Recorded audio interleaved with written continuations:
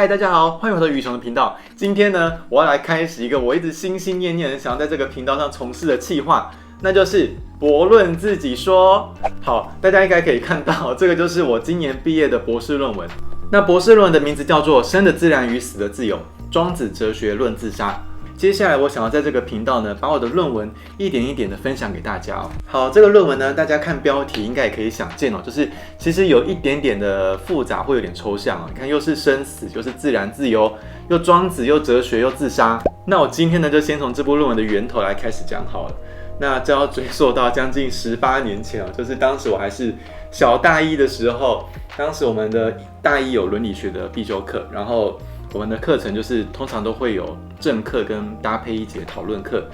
然后呢，在那个讨论课我们就叫团体讨论嘛，然后上台发表。我还记得当时讨论到关于自杀的道德问题的时候，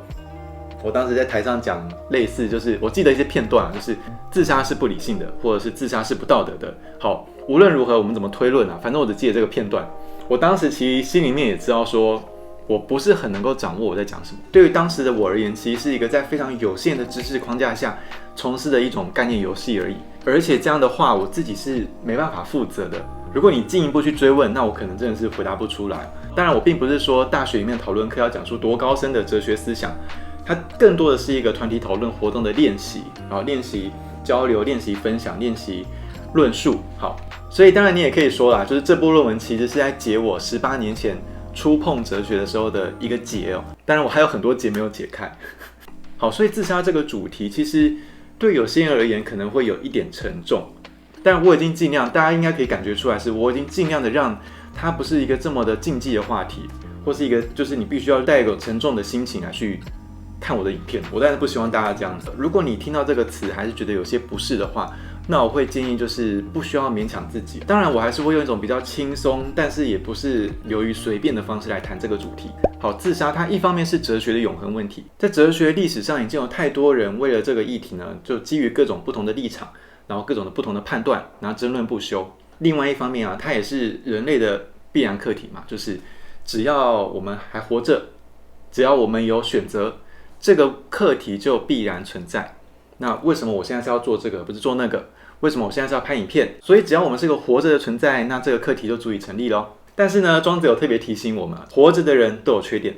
人们以生存为根本，然后把知识当作老师，在这种各种纷乱之中呢，尝试要改变是非价值的标准，然后让很多人为此而死。那么呢，从庄子的这段话，我们都可以理解到说，只要是活着的人，不论是我好了，或者是活着的时候的庄子，其实都有缺点。那庄子的思想啊，或者是我的论文呢，也都可能会犯错。那既然如此，如果我们再去滥用这样的思想的话，那真的很有可能会伤人伤己。但这绝对不是我危言耸听哦。那比方说，有一位英国的历史学家曾经说，人类历史上为之而流血、为之而死的这样的观念，第一，神学；第二，就是自由。那到底什么是自由？哪些自由是滥用？哪些自由是误解？好，那这个是一个很大的课题哦。但无论如何，如果我们可以先避免去滥用这些价值标准，避免用一种标准先行的方式来判断自杀，当然也不要用庄子所崇尚的那些价值来去审判自杀。我觉得这个是我们目前可以先做到的，也就是避免用一种很简化的论述去说啊，自杀就是不自然的，或自杀就是不逍遥的，所以自杀是错的。这样的推论其实太随便或太轻易了。当然在这部论文你会看到这样的推论其实混淆了很多层次，那我会在接下来的影片里面一一的说明哦。所以在这部论文里面呢，可以看到就是相较于什么是自杀，为什么要自杀，或者是自杀是否道德的问题，相较于这些问题啊，我更关注的是如何思考自杀，谁在评价自杀，以及我们是凭什么来判断自杀的。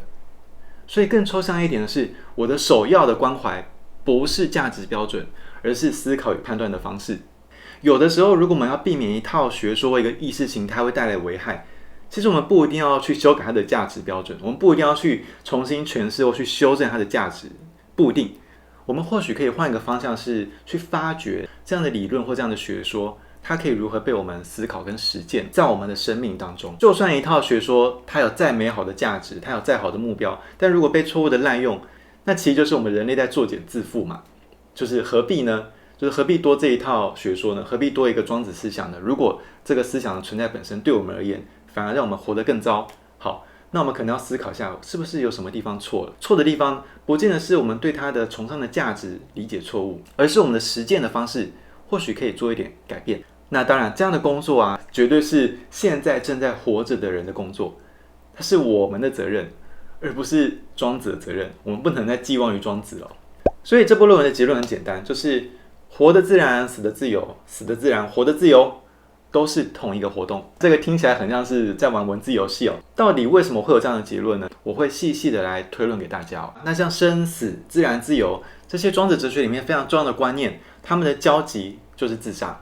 也就是如果我们要谈庄子的哲学，尤其庄子对于生命的思考，是不可能无视自杀这个主题的哦。当我们可以掌握到就是自杀这个主题啊，它在庄子哲学中的关键地位的时候，那也绝对有助于我们去厘清这套哲学、这套学说中的各种的冲突或争议。如果很简单的说，庄子哲学啊，它期待读者可以成为自己生命的主人，并且在人生的旅途中呢，又可以活得自然啊，死得自由，死得自然，活得自由。而这四者的循环啊，在我们思考生命意义的过程中，其实就有点像是坐上一个盘旋而上的一个列车，就是我们在这个列车上会有很多的车窗，那里面呈现的风景呢，变化万千。那在这样思索的过程中呢，这沿途的风景就让我们忘记了自身哦。所以其实我的论文要传达的观念其实并不深奥，它可能就像这样一幅平淡的景象，但重点是怎么推理的，怎么来的。知道这个方法才有助于我们如何思考嘛，而不是只是接受结论了。所以在这部庄子的列车，也就是在接下来这个驳论自己说的系列，你会看到有3个特点。第一就是我的观点上啊，我不会抱成见，不论是对于自杀或对于庄子，这两者都是非常复杂的主题。我当然会有所选择，我也会把我的选择的原因跟理由呢呈现给大家。基本上我不会先预设说啊，自杀一定是对的或错的，或者是庄子一定是如何如何，这个是我不倾向采取的方式哦。那第二点就是我在心态上呢要不厌其烦，因为一样嘛，自杀跟庄子都是复杂又比较严肃的议题，那把话说清楚其实并不容易，更何况是要尽可能说到让听者可以去理解。也因此呢，这个是一个相当需要耐心的工作。那第3点呢，就是表达上避免文白夹杂，力求清晰。其实也是基于相似的理由，就是自杀这个议题非常的复杂，必须要好好的说明。那庄子的内容呢，也是非常的复杂，你可以说10个人有11种理解。这个时候我在文白夹杂，我会把我的论证、把我的推理弄得非常的混乱。而且一个更重要的原因是，自杀这个主题它不是哲学专利 ，OK， 庄子也不是哲学专利。好，那如果我要让这个主题可以让更多人受益，或让更多人可以理解，那这个时候我绝对要避免文白夹杂。当然我也要尽可能去减少哲学的专业术语。也就是说，对我而言，如果这个事情可以用清晰的大白话来说清楚，那我就要尽可能这么做。当然你也可以理解成我是在摧毁学术壁垒哦。但这不是我的本意哦，我是希望说给全人类听哦，我是希望说给不分专业背景的人听，只要有一定的理解能力，其实都可以掌握到我的想法。所以过多的学术专有名词，或者是庄子里面的文言文的东西，我会尽可能的避免。那当然这一点呢，我会呈现在接下来的影片中，也已经呢尝试在论文里面呢表达清楚了。好，总而言之呢，我是不太敢像那个蒙恬一样，就是开头就说嗨读者，这是一本充满善意的书，我只是带大家一起来上庄子的这部车而已哦，期待大家可以找到属于自己的风景。不过这部车可能会开很久，也就是说接下来呢，如果一部影片10分钟，然后每周1部的话，我说不定会花到半年时间才能够细细的把我的论文给讲清楚。那我边跟大家分享讲述的同时呢，我也可以边对里面内容的修修改改，因为我现在发现里面还是有一些小错。然后我也可能会在每3、4讲中途穿插不同的主题啦，当然就是换个口味嘛，就像下个休息站休息一下。好，那我们下部影片呢就要正式发车咯，那就下部影片见咯。如果有任何想法，也欢迎留言告诉我哦。拜拜。